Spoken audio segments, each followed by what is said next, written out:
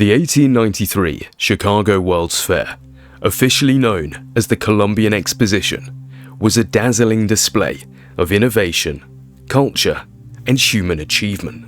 Held in Chicago to commemorate the 400th anniversary of Christopher Columbus's arrival in the Americas, the fair captivated millions with its awe-inspiring exhibits and grand spectacles.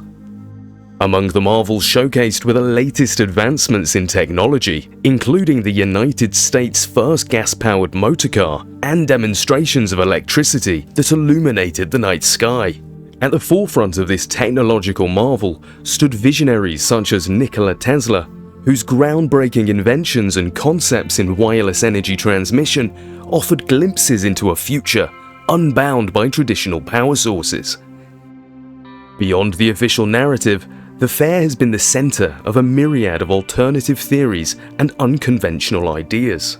There are thousands of videos online covering controversial topics such as mudfloods and free energy, which speculate about mysterious geological events reshaping the Earth's surface and leaving many of these buildings buried and their technology hidden.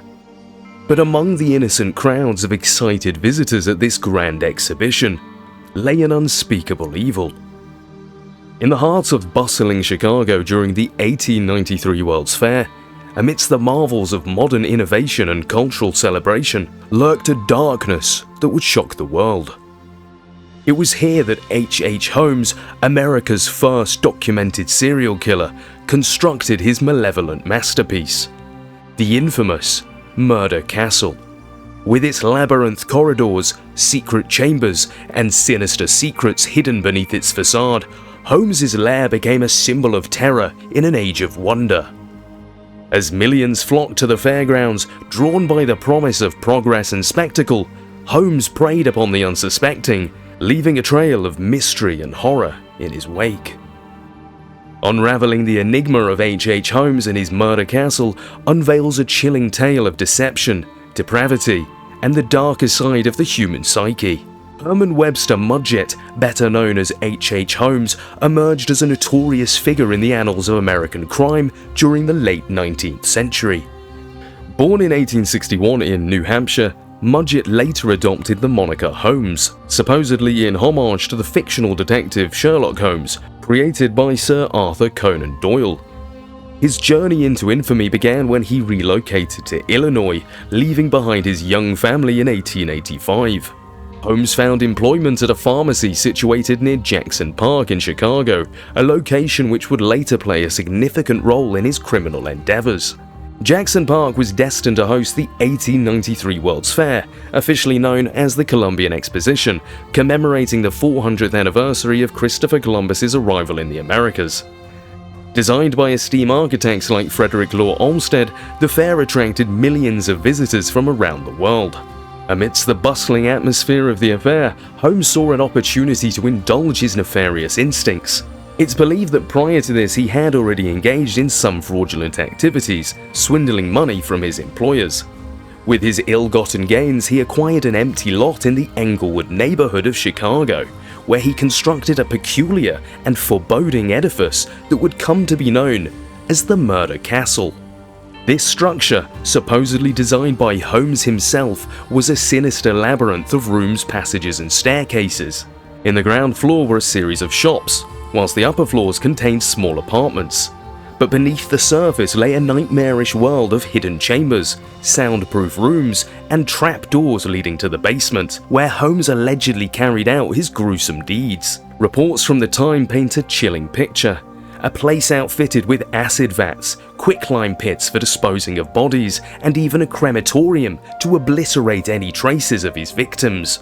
Whilst the exact veracity of these claims remains uncertain, they underscore the macabre reputation that Holmes earned. Holmes preyed on vulnerable individuals, particularly young women who flocked to Chicago seeking employment opportunities at the World's Fair. It's estimated that he may have lured scores of victims to their deaths within the confines of his Murder Castle, although the precise number remains a subject of debate among historians.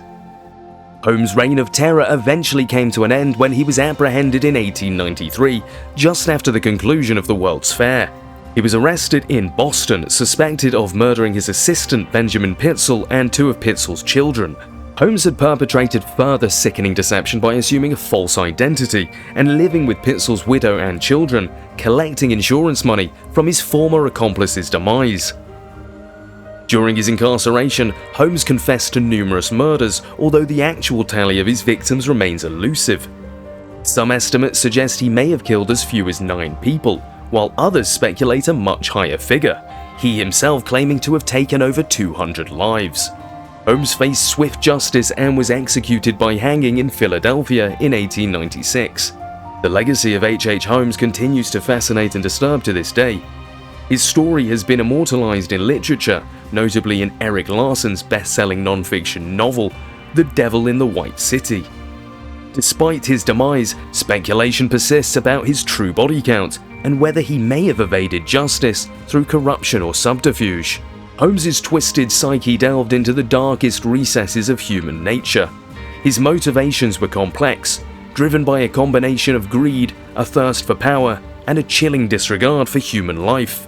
He meticulously crafted his murder castle, not only as a tool for his heinous crimes, but also as a manifestation of his own warped fantasies. Holmes reveled in the control he exerted over his victims, luring them into his labyrinth lair with promises of employment or shelter, only to subject them to unspeakable horrors. His methodical approach to murder and manipulation showcased a chilling level of cunning and ruthlessness, rightfully earned him the title America's first documented serial killer. The impact of Holmes's crimes reverberated throughout the city of Chicago and further beyond, leaving a lasting scar on the collective consciousness. The revelation of his atrocities shattered the illusion of safety and security, instilling fear and suspicion in the hearts of residents. The murder castle itself became a symbol of terror, its ominous presence casting a shadow over the Englewood neighborhood. In the aftermath of Holmes's capture and execution, Chicagoans grappled with a chilling realization that such evil could have lurked unnoticed amongst them, and for so long. The case sparked widespread fascination and morbid curiosity, fueling sensationalized media coverage and spawning countless theories and speculations about Holmes's motives and methods.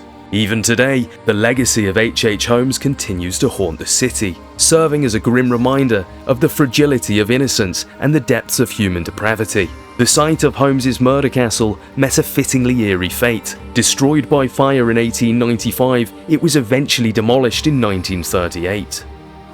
Today, the Englewood branch of the US Post Office stands in its place, a testament to the chilling history that once unfolded within its walls.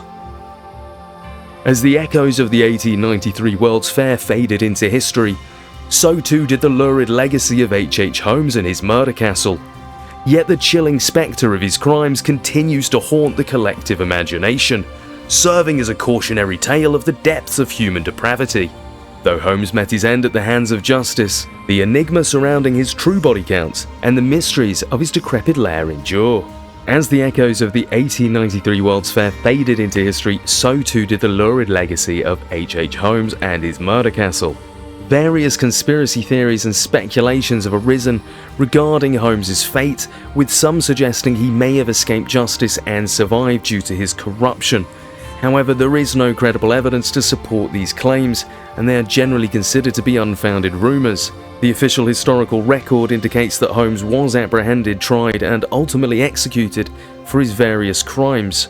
He engaged in insurance fraud as part of these criminal activities, taking out life insurance policies on individuals, including some of his victims, with the intention of profiting from their deaths. Holmes would then orchestrate their murders to collect the payouts.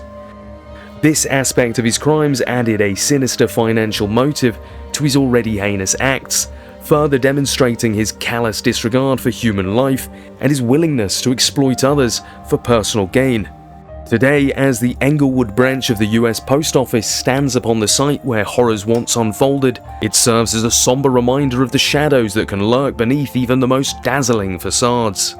The story of H. H. Holmes serves as a chilling reminder that amidst even the brightest of lights, darkness may yet dwell.